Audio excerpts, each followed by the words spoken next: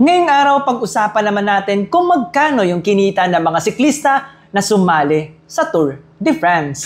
Ang mga kinita nila dito ay nakabase sa bawat stage na napanalunan nila. Araw na suot nila yung leader jersey tulad ng polka dot or king of the mountain jersey, green jersey or yung point classification jersey, white jersey or yung best young rider, red jersey or yung most combative rider, at syempre ang pinakamataas at pinakasikat na jersey sa kasaysayan ng cycling, hindi lang sa Tour de France, ay walang iba kundi ang yellow jersey or yung Maillot Jaune. Ito yung leader ng general classification or yung rider na may pinakamaikling oras sa loob ng 21 araw na karera ng Tour de France. Pero syempre may mga araw ding hindi kapapaldo kasi marami rin nabigyan ng penalty or multa dahil sa iba't ibang bagay. Pero syempre sa susunod na natin pag-uusapan yan. Top 10 sa listahan natin ay ang Team Alpecin-Deceuninck. Sa pangunguna ni Mathieu van der Poel, Jasper Philipsen, Caden Groves, kumuha sila ng 3 stage win at ilang araw rin nagsuot ng yellow jersey at green jersey sa palaro. Ang team nila ay nag-uwi naman ng 4.6 million pesos. Top 9 naman sa listahan natin ay ang Soudal Quick-Step sa pangunguna ng stage winner na si Remco Evenepoel, Tim Merlier at Valentin Paré-Petra na pare-parehong nag-uwi naman ng tigi-isang stage win. Ang team nila naman ay nag-uwi ng 4.7 million pesos. Top 8 naman at ang best pro continental team ay ang Uno X Mobility na nag-uwi ng 4.7 million pesos sa pangunguna ni Tobias Johansen na nakapasok sa top 10 ng general classification at ni Jonas Abrahamsen na nakapag-uwi ng isang stage win. Top 8 naman sa listahan natin ay ang American team na EF Education sa pangunguna ni Ben Healy na nakapag-uwi ng stage win at ilang araw pang sinuot ang yellow jersey ng palaro. Bukod pa dito, muntikan niya pang may panalo yung karera sa Mont Ventoux. At syempre makakalimutan ba natin na siya yung nag-uwi ng most combative rider ng palaro ngayong taon or yung rider na pinakamaraming oras na nasa breakaway. Ang EF Education naman ay nakapag-uwi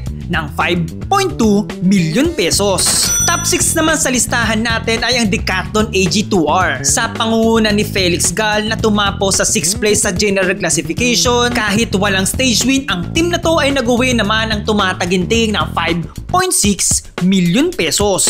Top 5 naman sa listahan natin ay ang Team Lidl Trek sa pangunguna ng malaking ipo-ipo na si Jonathan Milan na nag-uwi ng green jersey. Ang team na to ay nag-uwi rin ng tumataginting na 6.5 million pesos. Top 4 naman sa listahan natin ay ang Picnic Post NL. Hindi man nakapag-uwi ng stage win ngayong taon, nakapasok naman sa top 10 ng general classification ang batang British rider na si Oscar Onley. At dahil dito, ang team nila ay nag-uwi ng 8.2 million pesos. Top 3 naman sa listahan natin ay ang Red Bull Bora Hansgrohe. Bagamat walang naiuwi na stage win ngayong taon, pareho namang nakapasok sa top 5 ng general classification sina Primoz Roglic at Florian Lifovitz na buong lakas pang hindi binatawan ang best young rider jersey. At dahil dito, ang team nila ay nag-uwi naman ng 12.5 million pesos. Top 2 naman sa listahan natin ay ang bubuyog squad ng Team Visma sa bike. Malaking kontribusyon sa team earnings nila ang stage 21 win ni Wout van Aert at stage 10 win solo breakaway naman ni Simon Yates. Pero naging barya ito sa pagtatapos ni Jonas Vingegaard sa second sa general classification. Ang Team Visma sa bike ay nag-uwi ng 25.4 million pesos.